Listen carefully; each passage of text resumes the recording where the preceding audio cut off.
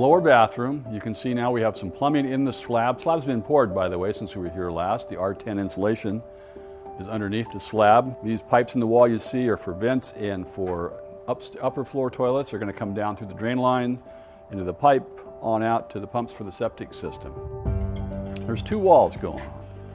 We have the 2x6 exterior wall, which is built on top of the foundations, and 1.5 inches out off the wall. We build another 2x4 wall. After we get these all put together, the insulation guys are going to come in. We'll see this later. We're going to spray a foam on this concrete about 1 inch thick, and on the OSB in this cavity about 1 inch thick, and that's going to seal these walls up incredibly well for air leakage. This is going to be just a really, really energy efficient house.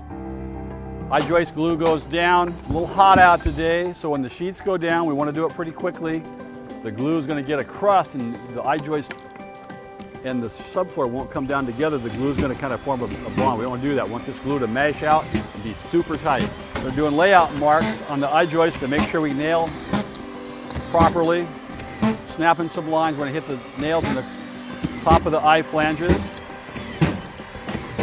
The guys will pin down the I-joist with ring shank nails around the perimeters. Victor's screwing down the subfloor. Going to swap out new screws. This is a great tool, by the way, folks. You do not want to do this bending over. Right, Victor? Much easier to stand up, right? Yeah. Much easier. On the seam, this is a number 8 by 1 3/4 inch screw. We'll seal that floor up. We'll do the center of the field of the sheet too, so we're nailed on the perimeter.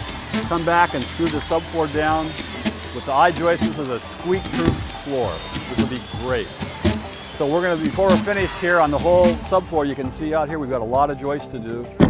We're going to use approximately 6,000 screws to do this. So this will be a dynamite floor when we're finished.